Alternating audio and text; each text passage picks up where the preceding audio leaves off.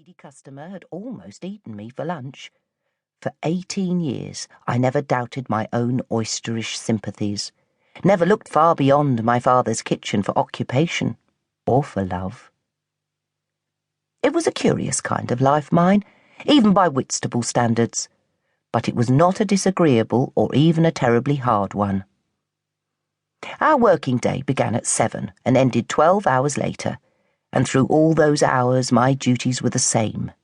While Mother cooked and Alice and my father served, I sat upon a high stool at the side of a vat of natives and scrubbed and rinsed and plied the oyster knife.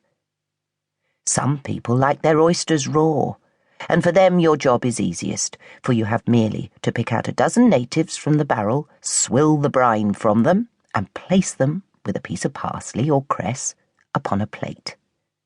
But for those who took their oysters stewed or fried, or baked or scalloped, or put in a pie, my labours were more delicate.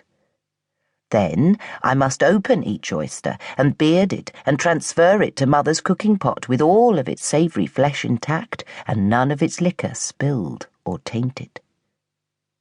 Since a supper plate will hold a dozen fish, since oyster teas are cheap, and since our parlour was a busy one, with room for 50 customers at once, well, you may calculate for yourself the vast numbers of oysters which passed each day beneath my prizing knife, and you might imagine, too, the redness and the soreness and the sheer salty soddenness of my fingers at the close of every afternoon.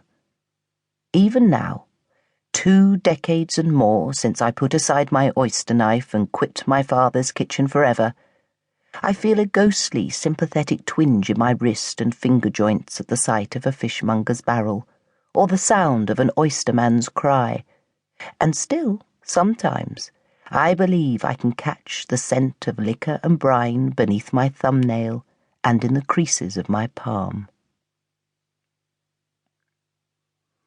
I have said that there was nothing in my life when I was young but oysters, but that is not quite true. I had friends and cousins, as any girl must have who grows up in a small town in a large old family. I had my sister Alice, my dearest friend of all, with whom I shared a bedroom and a bed, and who heard all my secrets and told me all of hers.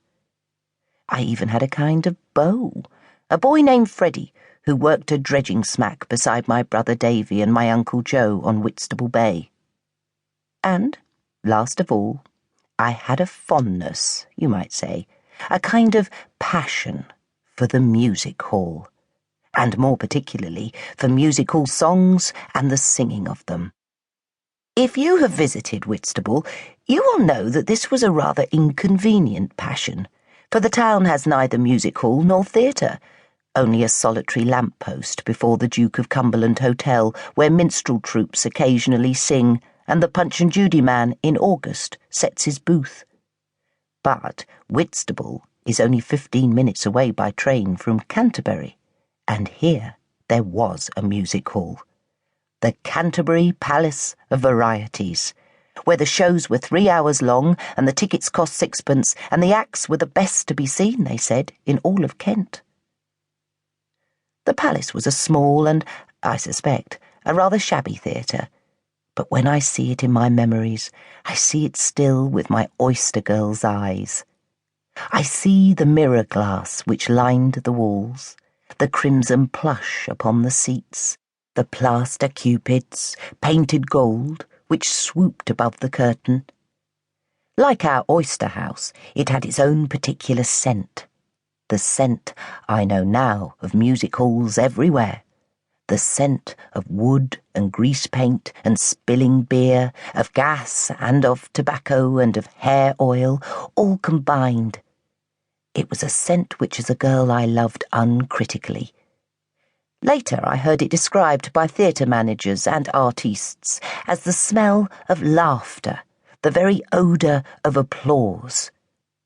Later still, I came to know it as the essence, not of pleasure, but of grief. That, however, is to get ahead of my story.